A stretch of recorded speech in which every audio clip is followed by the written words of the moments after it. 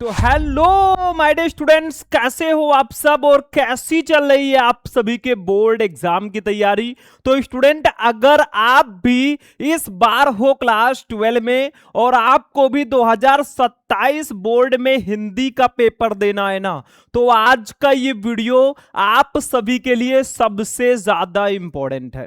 अगर आपका भी टारगेट है कि हिंदी में मुझे कैसे भी करके 100 में 95 प्लस लेकर आना है, जो कि बहुत आसान है भैया, क्योंकि हिंदी एक स्कोरिंग सब्जेक्ट होता है और इसमें बहुत सारे टॉपिक ऐसे भी होते हैं ना जो 100% फिक्स होते हैं।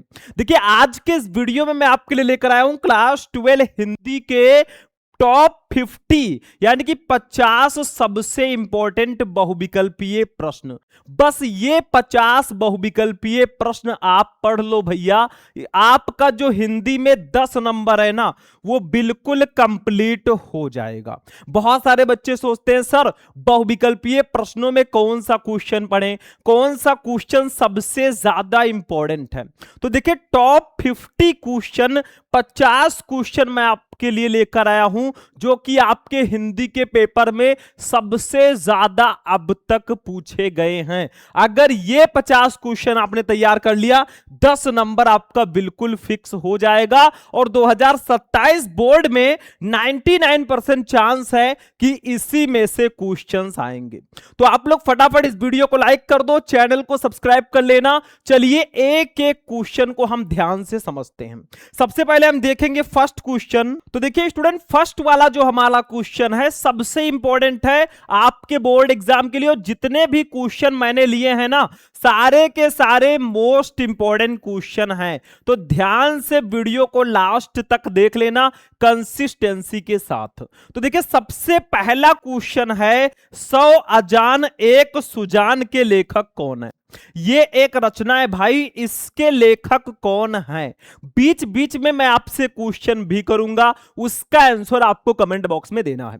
तो 100 अजान एक सुजान के लेखक कौन है, आपके पास 4 ऑप्शन रहेंगे। का है भारतेंदु हरिश्चंद्र, खा है प्रताप नारायण मिश्र, गा है श्याम सुंदर दास और घा है बालकृष्ण भट्ट। तो भैया 100 अजान एक सुजान के जो लेखक है ना वो बालकृष्ण भट्ट जी हैं। आपका घा वाला ऑप्शन बिल्कुल सही होगा। ऐसे ही बस एक एक क्वेश्चन ध्यान से समझ लो भैया, क्योंकि हिंदी के जो बहुविकल्पीय प्रश्न होते हैं ना उसमें कोई भी टीचर ये नहीं कह सकता भैया कि यही पढ़ लो यही आ जाएगा। वो आपको एक्सपेक्टेड क्वेश्चन बता सकता है कि हां ये क्वेश्चन सबसे ज्यादा आया है और आपके बोर्ड एग्जाम में आ सकता है। वही मैं आपको भी बता रहा हूं, इसका पीडीएफ भी मैं आपको दे दूंगा। कहां मिलेगा अभी मैं बताऊंगा। दूसरा क्वेश्चन देखो, कवि वचन सुधा के संपादक थे। कवि वचन सुधा के संपादक कौन थे, बहुत इंपॉर्टेंट क्वेश्चन है भाई। तो का है बालकृष्ण भट्ट, खा है भारतेंदु हरिश्चंद्र, गा है प्रताप नारायण मिश्र और घा है बद्री नारायण चौधरी प्रेमघन। तो भैया कवि वचन सुधा के संपादक थे भारतेंदु हरिश्चंद्र जी। आपका खा वाला ऑप्शन बिल्कुल सही होगा। ठीक है, चलो भाई एक क्वेश्चन मैं आपसे कर लेता हूं यहां पे, सारे बच्चे उसका आंसर देंगे। पृथ्वी पुत्र के लेखक कौन है, पृथ्वी पुत्र के रचयिता कौन है, सारे बच्चे इसका आंसर कमेंट बॉक्स में देंगे। और जो इसके लेखक है ना उनका चैप्टर भी आपके 12th में है। तो चलिए भैया इतना हिंट मैंने दे दिया। थर्ड क्वेश्चन देख लो, बहुत ध्यान से समझो भाई, पढ़ाई को एंजॉय के साथ लेकर चलो। ऐसा नहीं कि एकदम टेंशन में हो जाओ कि सर आखिर हम कैसे 100 में 95 प्लस लाएंगे। दिन भर यही सोचोगे तो कुछ नहीं होगा, तुरंत एक्शन लो तभी टॉपर बन पाओगे। चलो तीसरा, बद्रीनारायण चौधरी प्रेमघन द्वारा संपादित पत्रिका है। इसमें से कौन सी पत्रिका है जिसको बद्रीनारायण चौधरी प्रेमघन जी ने संपादित किया। आनंद कादंबनी, दिनमान, साप्ताहिक हिंदुस्तान या आजकल। भैया आनंद कादंबनी के जो संपादक है ना वो बद्रीनारायण चौधरी प्रेमघन जी हैं। तो आपका का वाला ऑप्शन बिल्कुल सही होगा। समझ में आ रहा है। चलो अगला क्वेश्चन चौथा, पंडित प्रताप नारायण मिश्र द्वारा संपादित पत्र है। मतलब इसमें से कौन सी पत्रिका है जिसका संपादन पंडित प्रताप नारायण मिश्र जी ने किया। आनंद कादंबरी, हिंदी प्रदीप, ब्राह्मण या दिनमान? भाई ब्राह्मण पत्रिका के संपादक हैं पंडित प्रताप नारायण मिश्र जी। गा वाला ऑप्शन आपका बिल्कुल सही होगा। एक छोटा सा ट्रिक भी मैं यहां पे बता देता हूं। देखो लेखक है पंडित प्रताप नारायण मिश्र, तो देखो मिश्र यहां पे लगा है भैया, मिश्र जो हैं ब्राह्मण होते हैं, तो यहां पे ब्राह्मण पत्रिका के संपादक जो हैं पंडित प्रताप नारायण मिश्र जी होंगे। लेकिन हो सकता है यहां पे केदारनाथ पांडे आपके ऑप्शन में आ जाए, तब क्या करोगे? लेकिन थोड़ा बहुत तो ट्रिक समझ में आ चुका होगा ना। चलिए भैया 5 नंबर क्वेश्चन देखते हैं। अब देखिए स्टूडेंट, अगला क्वेश्चन जो हमारा है 5 नंबर क्वेश्चन क्या है, बहुत ज्यादा इंपॉर्टेंट ये क्वेश्चन भी है। देखो, हिंदी नई चाल में ढली, ये कथन किस लेखक का है? मतलब हिंदी नई चाल में ढली, ये कथन किसका है? मतलब इसको किसने कहा है, ये स्टेटमेंट किसका है? तो का है बालकृष्ण भट्ट, खा है बद्रीनारायण चौधरी प्रेमघन, गा है भारतेंदु हरिश्चंद्र, घा है महावीर प्रसाद द्विवेदी। तो भैया भारतेंदु हरिश्चंद्र जी ने ही कहा है हिंदी नई चाल में ढली, तो ये कथन जो है ना भारतेंदु हरिश्चंद्र जी का है। बहुत सिंपल से ऑब्जेक्टिव क्वेश्चंस होते हैं। अगर इन क्वेश्चंस को आप प्रीवियस ईयर पेपर्स में ढूंढोगे ना, तो आपको ये सारे क्वेश्चंस मिल जाएंगे, क्योंकि ये बार बार आपके बोर्ड एग्जाम में रिपीट होते हैं। 6 नंबर, आनंद कादंबनी के संपादक हैं, अभी मैंने आपको बताया था आनंद कादंबनी के संपादक कौन है। क्वेश्चन उल्टा आ गया है। प्रताप नारायण मिश्र, बद्रीनारायण चौधरी प्रेमघन, बालकृष्ण भट्ट या फिर सरदार पूर्ण सिंह? भैया बद्रीनारायण चौधरी प्रेमघन जी हैं आनंद कादंबनी पत्रिका के संपादक। अभी यही क्वेश्चन थोड़ा उल्टा आया था, ठीक है? तो आपको फंसाकर भी क्वेश्चन दिया जा सकता है, ऐसे भी दिया जा सकता है कि बद्रीनारायण चौधरी प्रेमघन जी लेखक हैं, किसके संपादक हैं? आपके ऑप्शन में आनंद कादंबनी आ जाएगा, या ऐसा भी क्वेश्चन आ सकता है, ठीक है? तो इन सारी चीजों को ध्यान में रखकर आप पढ़ाई करना। चलो 7 नंबर क्वेश्चन पे आ जाओ बच्चों। क्वेश्चन नंबर 7 हमारा है, हिंदी का पहला मौलिक उपन्यास है, हिंदी का पहला मौलिक उपन्यास कौन सा है? ये क्वेश्चन बहुत ज्यादा इंपॉर्टेंट है भाई। तो देखो, परीक्षा गुरु, गोदान, गुनाहों के देवता या चित्रलेखा? भैया परीक्षा गुरु जो है ना हिंदी का पहला मौलिक उपन्यास है। देखो हमें 50 क्वेश्चन पढ़ने हैं भाई, तो बहुत ज्यादा स्लो नहीं चलना है, हमें अपने स्पीड को भी बरकरार रखना है। इसका अगर आपको पीडीएफ चाहिए, या फिर अगर आप हमारे क्रैश कोर्स से ज्वाइन होना चाहते हैं, तो भाई हमसे कांटेक्ट कर लेना। ये मेरा नंबर है 9918332305, ये मेरा नंबर है, इस पर आप लोग मुझसे कांटेक्ट कर लेना।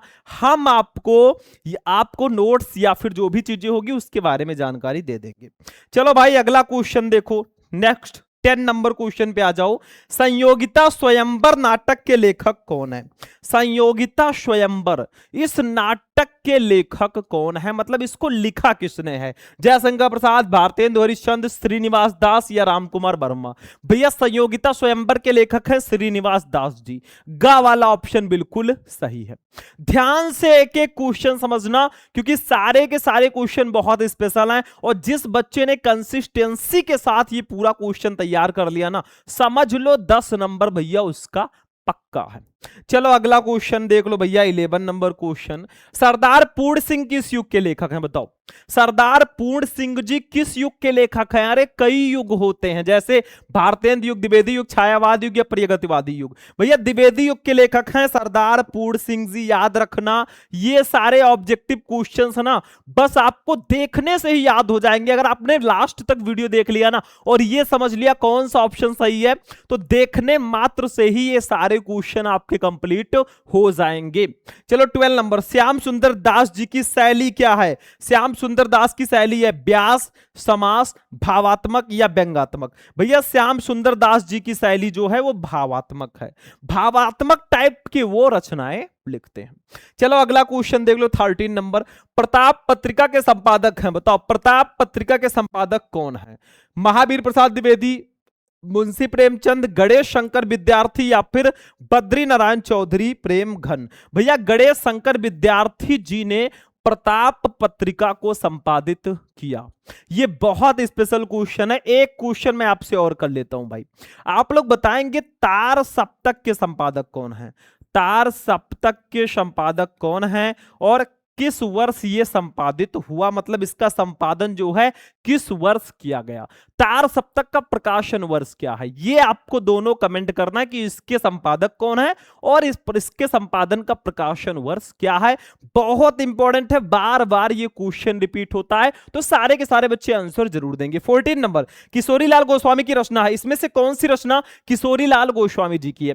इंदुमती, नहुस, आलोक पर्व या अपनी खबर। अब इंदुमती जो है भैया ना, ये किशोरीलाल गोस्वामी जी की रचना है, और इंदुमती को ही हम प्रथम कहानी भी बोलते हैं। ऐसा कहा जाता है कि हिंदी साहित्य की जो प्रथम कहानी है वो इंदुमती ही है। ठीक है, चलो अगला क्वेश्चन देख लो। 15 नंबर, इंदुमती कहानी के लेखक कौन है बताओ। अभी क्वेश्चन आया था, वृंदावन लाल वर्मा, किशोरीलाल गोस्वामी या गे या प्रेमचंद। भाई किशोरीलाल गोस्वामी जी हैं, अभी मैंने इसका आंसर आपको बताया था, बस थोड़ा सा घुमाकर क्वेश्चन किया गया है, तो उससे आपको बिल्कुल भी कंफ्यूज नहीं होना है। 16 नंबर, पृथ्वी पुत्र निबंध संग्रह है, पृथ्वी पुत्र के लेखक कौन है। सोचो, मैंने क्वेश्चन भी किया यही वाला और इसका यही क्वेश्चन आ भी गया। अब यहां पे मैं आंसर बता दूंगा, सरदार पूर्ण सिंह, वासुदेव शरण अग्रवाल, हरिशंकर प्रसाई या कन्हैया लाल मिश्र, प्रभाकर। देखो पृथ्वी पुत्र, आलोक पर्व, कल्पलता, इन सब के लेखक हैं वासुदेव शरण अग्रवाल जी, और इनका चैप्टर हमारे 12th में है राष्ट्र का स्वरूप चैप्टर। आपका फर्स्ट चैप्टर ही वासुदेव शरण अग्रवाल जी ने लिखा है, तो इनका साहित्यिक परिचय और रचनाएं पढ़ लो, आपको इस टाइप के क्वेश्चन बहुत आसानी से कर ले जाओगे। 17 नंबर क्वेश्चन पे आ जाओ बच्चे पार्टी।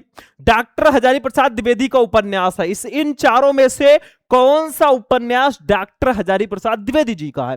त्यागपत्र, रंगभूमि, पुनर्नवा या तट की खोज। भैया पुनर्नवा, अनाम दास का पोथा, ये सब जो उपन्यास है ना, डॉक्टर हजारी प्रसाद द्विवेदी जी का उपन्यास है, और इनका चैप्टर भी हमारे 12th में है अशोक के फूल। ये चैप्टर डॉक्टर हजारी प्रसाद द्विवेदी जी ने लिखा है। 18 नंबर पे आ जाओ, फटाफट सारे क्वेश्चंस को देखते चलो भाई, टाइम वेस्ट बिल्कुल हम नहीं करेंगे, आप लोग बस वीडियो को लाइक करते हुए चलना, यही हम चाहते हैं। ज्ञानोदय पत्रिका के संपादक कौन थे। ज्ञानोदय पत्रिका के संपादक डॉक्टर संपूर्णानंद, पंडित महावीर प्रसाद द्विवेदी, कन्हैया लाल मिश्र प्रभाकर या राम वृक्ष बेनीपुरी। भैया कन्हैया लाल मिश्र प्रभाकर जी हैं ज्ञानोदय पत्रिका के संपादक। ठीक है, चलो भाई 19 नंबर क्वेश्चन पे आ जाओ। 19, पैरों में पंख बांधकर यात्रा वृतांत कृति है, मतलब पैरों में पंख बांधकर, ये रचना किसकी है, जो कि यात्रा वृतांत विधा की रचना है। राम वृक्ष बेनीपुरी की, डॉक्टर संपूर्णानंद की, मोहन राकेश की या वासुदेव शरण अग्रवाल की। भाई राम वृक्ष बेनीपुरी जी की रचना है पैरों में पंख बांधकर। 20 number question, doctor Hazari Prasad Dwivedi की रचना है, इसमें से कौन सी रचना हजारी प्रसाद द्विवेदी जी का है। देखो हजारी प्रसाद द्विवेदी जी का साहित्यिक परिचय और उनकी रचनाएं बहुत ज्यादा पूछी जाती हैं भाई, तो वो आप पढ़ लोगे ना, 5 नंबर उधर कंप्लीट, और इस टाइप के क्वेश्चन आपके बिल्कुल क्लियर हो जाएंगे। ठीक है, तो डॉक्टर हजारी प्रसाद द्विवेदी जी की रचना कौन सी है। चिंतामणि, पंच परमेश्वर, कुटज या चंद्रकांता। भैया कुटज, कुटज जो है ये डॉक्टर हजारी प्रसाद द्विवेदी जी की रचना है। ठीक है, समझ में आ रहा है। चलिए 21 नंबर क्वेश्चन देखते हैं भैया क्या है। अब देखिए स्टूडेंट, 21 नंबर क्वेश्चन है भैया, अतीत के चलचित्र ये किस विधा की रचना है बताओ। अतीत के चलचित्र ये किस विधा की रचना है। देखो कई विधाएं होती है, जैसे जीवनी, संस्मरण, निबंध या कहानी। भैया अतीत के चलचित्र जो है ये संस्मरण विधा की रचना है, खा वाला ऑप्शन आपका बिल्कुल सही होगा। ठीक है, चलो 22, अजात शत्रु किस विधा की रचना है। भाई अजात शत्रु जो है इसके लेखक हैं जयशंकर प्रसाद जी, क्योंकि ये जयशंकर प्रसाद जी का नाटक है अजात शत्रु, चंद्रगुप्त, स्कंदगुप्त, ये सब। ठीक है, तो जीवनी, नाटक, संस्मरण या आत्मकथा, भाई ये नाटक है। अजात शत्रु जो है जयशंकर प्रसाद जी का एक बहुत ही ज्यादा फेमस नाटक है। 23 नंबर क्वेश्चन पे आ जाओ, फणीश्वरनाथ रेणु की कृति ठुमरी किस विधा की रचना है। मतलब फणीश्वरनाथ रेणु जी की एक रचना है ठुमरी, ये किस विधा की रचना है। यात्रा, संस्मरण, उपन्यास, कहानी या रिपोर्टाज। भैया ये आपका कहानी है। क्या है, कहानी है। जो ठुमरी है ना, ये ठुमरी एक कहानी है। 24, चंद्रकांता संतति कृत की विधा है, मतलब चंद्रकांता संतति जो रचना है वो किस विधा की रचना है। निबंध, नाटक, कहानी, उपन्यास। भाई ये उपन्यास है, आपका घा वाला ऑप्शन बिल्कुल सही है, चंद्रकांता संतति एक उपन्यास है। 25 नंबर क्वेश्चन पे आ जाओ बच्चों। हिंदी नीड़ का निर्माण फिर रचना की विधा है, मतलब नीड़ का निर्माण फिर ये किस विधा की रचना है? आत्मकथा, नाटक, संस्मरण या निबंध? भाई ये आत्मकथा विधा की रचना है। का वाला ऑप्शन आपका बिल्कुल सही होगा। तो 25 क्वेश्चन हो चुके हैं ना हमारे हिंदी गद्य के इतिहास से। अब जो 25 क्वेश्चन होंगे वो हिंदी काव्य के इतिहास से होंगे भैया। 26 हिंदी साहित्य के आदिकाल के लिए बीज वपन काल नाम किसने दिया? बताओ, हिंदी साहित्य के आदिकाल के लिए बीज वपन काल नाम किसने दिया? रामचंद्र शुक्ल ने, डॉक्टर राम कुमार वर्मा ने, आचार्य महावीर प्रसाद द्विवेदी ने या डॉक्टर मोहन अवस्थी ने? तो इसका राइट आंसर होगा आचार्य महावीर प्रसाद द्विवेदी ने। हिंदी साहित्य के आदिकाल के लिए बीज वपन काल नाम जो है महावीर प्रसाद द्विवेदी जी ने दिया है। तो 26 का गा वाला ऑप्शन सही होगा। 27 हिंदी का प्रथम कवि किसको माना जाता है? अब देखो काव्य के इतिहास का क्वेश्चन है तो कवि से रिलेटेड रहेगा। एक क्वेश्चन मैं आपसे कर लेता हूं, सारे बच्चे कमेंट में बताएंगे साकेत जो है ये किसकी रचना है? साकेत के कवि कौन है? सारे बच्चे इसका आंसर देंगे क्योंकि बहुत इंपॉर्टेंट ये क्वेश्चन है। देखो हिंदी का प्रथम कवि किसको माना जाता है? सबरपा, सरहपा, लुईपा या कणहपा? ये सब आदिकाल के कवि हैं तो इनका नाम थोड़ा सा दूसरी तरीके का है। तो सरहपा को हिंदी का प्रथम कवि माना जाता है। खा वाला ऑप्शन आपका बिल्कुल सही होगा। 28 मुकरिया रचना है। मुकरिया के कवि कौन है? मुकरिया किसकी रचना है? मधुकर कवि की, कुशल राय की, अमीर खुसरो की या भट्ट केदार की? भाई अमीर खुसरो की रचना है मुकरिया। ठीक है, ऐसे ही सारे क्वेश्चन समझते चलो। ऑब्जेक्टिव में कोई न्यूमेरिकल थोड़ी ना है भाई कि आपको लगाना है, फॉर्मूला लगाना है, ये सब नहीं करना होता ऑब्जेक्टिव में। ठीक है, चलो 29 नंबर क्वेश्चन पे आ जाओ बच्चों। आदिकाल का वीर गाथा काल नाम किसने दिया? मतलब आदिकाल का नाम वीर गाथा काल किसने बताया? हजारी प्रसाद द्विवेदी ने, डॉक्टर राम कुमार वर्मा ने, आचार्य रामचंद्र शुक्ल ने या मिश्र बंधु ने? भैया आचार्य रामचंद्र शुक्ल जी ने आदिकाल को वीर गाथा काल नाम दिया। आदिकाल का नामकरण उन्होंने वीर गाथा काल कहा। 30 खलिक बरी के रचयिता कौन है? खलिक बरी इसके रचयिता बच्चों कौन है? कुशलनाथ, भट्ट केदार, मलिक मोहम्मद जायसी या अमीर खुसरो? तो इसका राइट आंसर होगा अमीर खुसरो। खलिक बरी के जो हैं रचयिता जो हैं अमीर खुसरो जी हैं। नेक्स्ट क्वेश्चन भी आ जाओ बच्चों 31 नंबर। प्रिय प्रवास काव्यकृत का मुख्य रस क्या है? देखो प्रिय प्रवास जो है अयोध्या सिंह उपाध्याय जी का एक बहुत ही फेमस महाकाव्य है, लेकिन इसका मुख्य रस क्या है? इसमें किस रस का ज्यादा यूज किया गया है? साह, संयोग श्रृंगार, करुण, वियोग श्रृंगार या शांत रस? भैया वियोग श्रृंगार का यूज ज्यादा किया गया है प्रिय प्रवास में। तो आपका गा वाला ऑप्शन बिल्कुल सही होगा। 32 वैदेही वनवास काव्यकृति है। वैदेही वनवास जो है ये किस प्रकार का काव्य है ये आपको बताना है। खंड काव्य, मुक्तक काव्य, महाकाव्य या चंपू काव्य? भाई ये महाकाव्य है। वैदेही वनवास जो है ये एक महाकाव्य है। चलो बच्चों 33 नंबर क्वेश्चन पे आ जाओ। अयोध्या सिंह उपाध्याय हरियोध की रचना है। वैदेही वनवास, यशोधरा, लहर या गुंजन? भाई वैदेही वनवास जो है अयोध्या सिंह उपाध्याय हरियोध जी की ही रचना है। आपका फर्स्ट चैप्टर जो है ना हिंदी के पद का यानी कि पवन दूती का, उसके कवि अयोध्या सिंह उपाध्याय हरियोध जी ही हैं। तो का वाला ऑप्शन आपका बिल्कुल सही होगा। 34 निम्नलिखित में से मैथिली शरण गुप्त की रचना नहीं है। इसमें से कौन सी रचना मैथिली शरण गुप्त जी की नहीं है? सिद्धराज, इत्यलम, अनघ या प्रदक्षिणा? तो इसका राइट आंसर होगा इत्यलम। इत्यलम जो है ये मैथिली शरण गुप्त जी की रचना नहीं है, बाकी तीनों इन्हीं की रचनाएं हैं।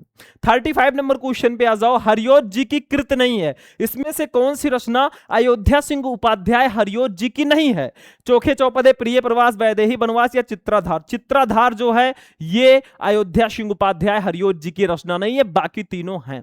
36 प्रकृति का सुकुमार कवि किसको कहा गया है? बहुत इंपॉर्टेंट है भाई, बार बार एग्जाम में आता है। प्रकृति का सुकुमार कवि किसको कहा जाता है? रामधारी सिंह दिनकर, जयशंकर प्रसाद, सुमित्रानंदन पंत या महादेवी वर्मा? सुमित्रानंदन पंत जी को ही प्रकृति का सुकुमार कवि कहा जाता है। ठीक है, जैसे आधुनिक युग की मीरा हम महादेवी वर्मा जी को कहते हैं ना, वैसे प्रकृति का सुकुमार कवि सुमित्रानंदन पंत जी को कहा जाता है। 37 नंबर पे आ जाओ बच्चों।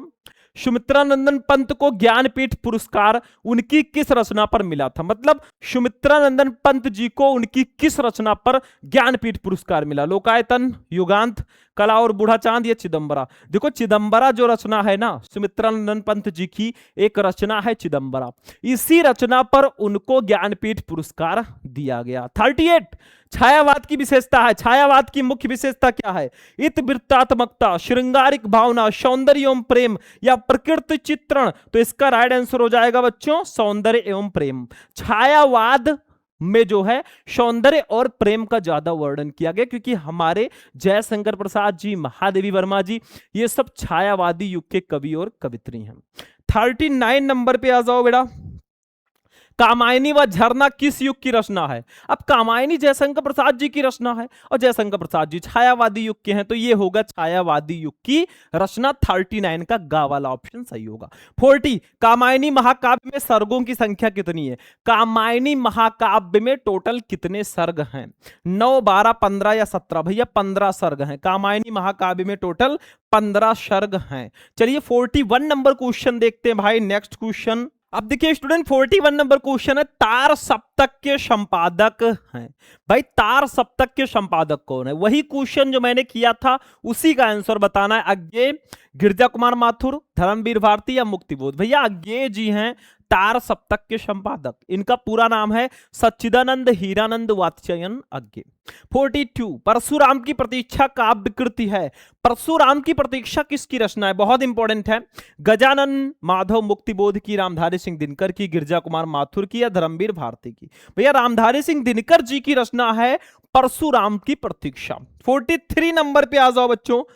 रामधारी सिंह दिनकर की रचना नहीं है। इसमें से कौन सी रचना रामधारी सिंह दिनकर जी की नहीं है? रश्मि रथी, चक्रवाल, परशुराम की प्रतीक्षा या सुनहले सहवाल? सुनहले सहवाल जो है इनकी रचना नहीं है। 44 अज्ञेय को ज्ञानपीठ पुरस्कार मिला। अज्ञेय जी को उनकी किस रचना पर भारतीय ज्ञानपीठ पुरस्कार मिला?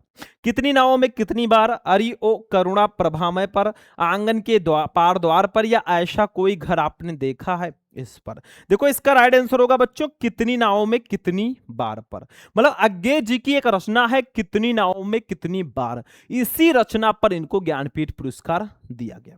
45 पे आ जाओ बच्चे बाड़ी। अज्ञेय जी को निम्नलिखित में से किस वाद का प्रतीक माना जाता है? मतलब किस वाद का प्रतीक है अज्ञेय जी? छायावाद, प्रगतिवाद, हालावाद या प्रयोगवाद? प्रयोगवाद। अज्ञेय जी को प्रयोगवाद का प्रतीक माना जाता है। घा वाला ऑप्शन सही होगा। 46 कवि पंत समाज की ओर उन्मुख हुए। मतलब कवि जो सुमित्रानंदन पंत जी हैं वो समाज की ओर उन्मुख कैसे हुए? ग्राम्य में, स्वर्णधूलि में, चिदंबरा में या फिर ग्रंथि में? भैया ग्राम्य में। ग्राम्य जो उनकी रचना है ना उसको करने के बाद वो समाजवाद की ओर उन्मुख हो गए। 47 नंबर क्वेश्चन पे आ जाओ। रामधारी सिंह दिनकर द्वारा रचित ग्रंथ है, इसमें से कौन सा ग्रंथ है जो रामधारी सिंह दिनकर जी ने लिखा है? हुंकार, धूप के धान, कालजयी या फिर चित्राधार? भैया हुंकार जो है उर्वशी हुंकार ये रामधारी सिंह दिनकर जी की रचना है। 48 आंगन के पार द्वार ये किसकी रचना है? जयशंकर प्रसाद की, महादेवी वर्मा की, अज्ञेय की या सुमित्रानंदन पंत की? भाई अज्ञेय जी की रचना है आंगन के पार द्वार। फटाफट देखते चलो भाई तभी समझ में आएगा। एक क्वेश्चन मैं यहीं पे कर लेता हूं भाई। यामा जो है ये किसकी रचना है? यामा। इसका आंसर आप लोग कमेंट बॉक्स में फटाफट बताएंगे। चलो भाई अगला क्वेश्चन है, कितनी नावों में कितनी बार ये काव्य कृति किसकी है? भाई ये तो अज्ञेय जी की है। अभी मैंने बताया था कि कितनी नावों में कितनी बार, ये अज्ञेय जी की रचना है। 50 नंबर और लास्ट क्वेश्चन, रामधारी सिंह दिनकर को उनकी काव्य कृति उर्वशी पर कौन सा पुरस्कार मिला? साहित्य अकादमी पुरस्कार, भारत भारती पुरस्कार, ज्ञानपीठ पुरस्कार या सोवियत लैंड नेहरू पुरस्कार? देखो भैया उनको ज्ञानपीठ पुरस्कार मिला था। रामधारी सिंह दिनकर जी को उनकी रचना उर्वशी पर उनको ज्ञानपीठ पुरस्कार दिया गया। देखो बहुत ही कम समय में हमने आपको बता दिया क्लास 12 हिंदी के टॉप 50 मोस्ट इंपॉर्टेंट बहुविकल्पीय प्रश्न, और शायद आपको 50 क्वेश्चन बिल्कुल समझ में आ चुके होंगे। सारे बच्चे कमेंट करके बताएंगे कि आपको इन 50 क्वेश्चंस में से कितने क्वेश्चंस पहले से ही पता थे। ठीक है, तो भैया आज का क्लास यहीं पर फिनिश होता है। जाते जाते इस वीडियो को लाइक कर देना, चैनल को सब्सक्राइब कर लेना और अपने दोस्तों के साथ भी इस क्लास को शेयर कर देना। बाकी हम चलते हैं, फिर आपसे मिलेंगे किसी नेक्स्ट इंपॉर्टेंट वीडियो में इंपॉर्टेंट टॉपिक के साथ। तब तक के लिए जय हिंद।